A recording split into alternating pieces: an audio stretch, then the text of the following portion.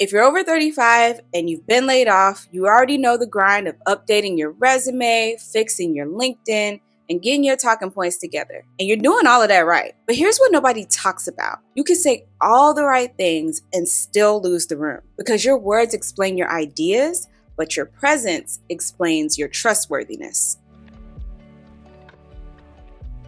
Today, we're getting into what that actually means in interviews, in networking, in any professional setting where you need someone to believe in you. And if your confidence took a hit after a layoff, this one's especially for you. So I want to clear something up right quick. Presence isn't about being polished. It's not about sounding fancy or wearing the right blazer. Presence is the bundle of signals you send before and after the words come out your mouth. Your posture, eye contact, the pace of your voice, how calm you are when someone asks you something hard, whether you look like you belong in the room or like you're hoping nobody notices you snuck in. And here's the thing about those signals, friend. People read them and they read them so fast. Research shows that first impressions form in seconds. And a lot of what gets picked up in those seconds has nothing to do with your qualifications. What they're actually reading is, can I trust this person? Does this person trust themselves?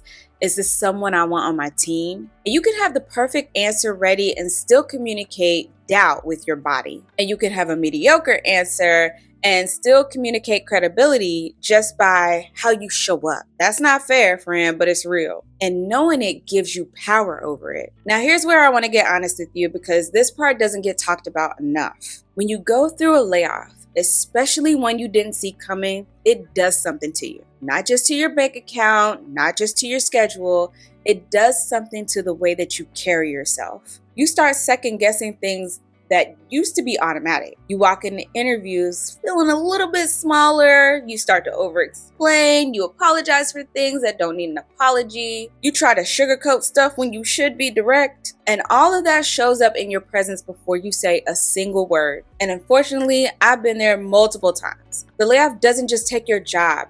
It takes, temporarily, your sense of authority in a room. And rebuilding that presence is just as important as rebuilding your resume. I remember being on an informational call, it wasn't an interview, with someone that I connected with on LinkedIn. And I could feel that I wasn't being myself. Over 100 rejections deep, confidence completely gone. Like, I'm usually an optimistic, high energy person, but that layoff had taken something from me. And that poor woman that I connected with on LinkedIn got the depleted version of myself. And that was a wake-up call. All right, so let's talk specifics. In interviews, presence shows up in a few very concrete ways. The first one is composure under pressure. When a hiring manager asks you something unexpected, how do you handle the pause? Do you fill the silence immediately with nervous chatter?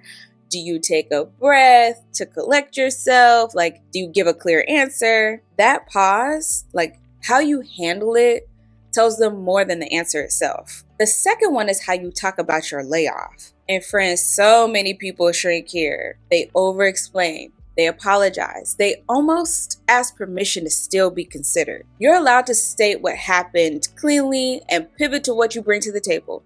That's it. The way you talk about your layoff tells the interviewer how you handle adversity, and that matters. The third one is eye contact and stillness. Not staring someone down, but being present and steady. Not fidgeting or looking away every few seconds and not rushing to fill the silence. Stillness reads as confidence, even when you don't feel confident yet. So here's the frame I want you to hold on to. An interview isn't an audition where you're begging for a part. It's a conversation between two people deciding if they fit. When you walk in knowing that, your whole energy changes. Now, networking is a different animal. It's less formal, which means a lot of people think it doesn't require the same intentionality, but they'd be wrong. In networking, what presence really comes down to is whether people feel good talking to you. That's it. Do they feel heard? Do they feel like you're actually interested in them? Or do they feel like you're scanning the room for someone more useful? Warm eye contact, real listening, asking follow-up questions that show you were actually paying attention. That stuff lands. People will remember how you made them feel long after they forget what you said. And the other piece of this is energy management. When you're in job search mode, there can be this low grade desperation underneath everything. You don't mean for that to show up, but people can sense it. The goal is to show up curious and confident, not hungry and anxious, okay? The difference there is very subtle, but it changes the interaction that you're having. So one practical thing I want to note here is that when you're networking after a layoff, lead with your expertise, not your situation. So for example, if you're a product marketer who builds go-to-market strategy, you're not just a person who needs a job. And that reframe alone changes how you present yourself. Now, I want to be real quick on this next one. Presence isn't just for big moments. It's how you show up in every meeting, every Slack call, every moment someone is watching you in a professional context. Do you come prepared? Do you contribute or just observe? Do you take up appropriate space or do you make yourself small? Do you speak with clarity or do you trail off at the end of every single sentence like you're asking a question? These are things that determine whether people see you as someone to follow, someone to collaborate with, or someone who just blends into the background. Presence is a practice, friend. You build it over time across a lot of small moments and not just high-stake ones. All right, now let's move on to the practical part of this video. If your presence and your confidence took a hit, and for a lot of us it did, and that's completely understandable, here's where to start. First, you gotta get your body in on it. Before any interview or networking event, do something physical.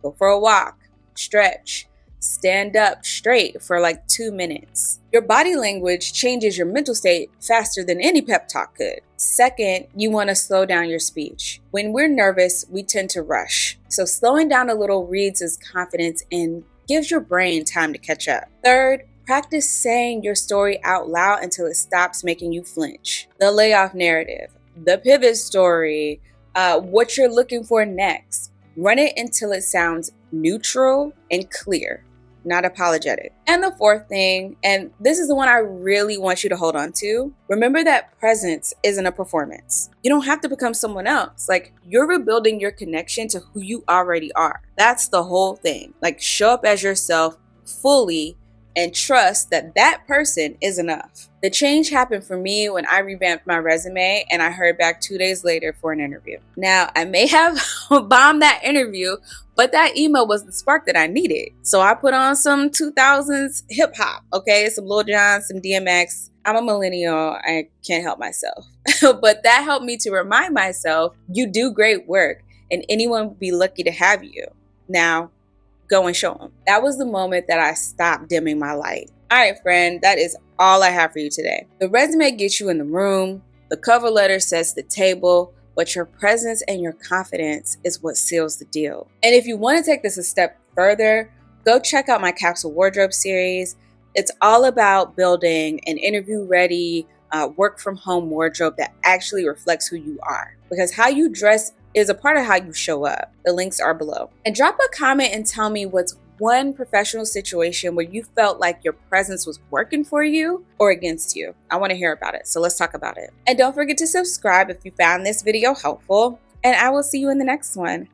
Bye!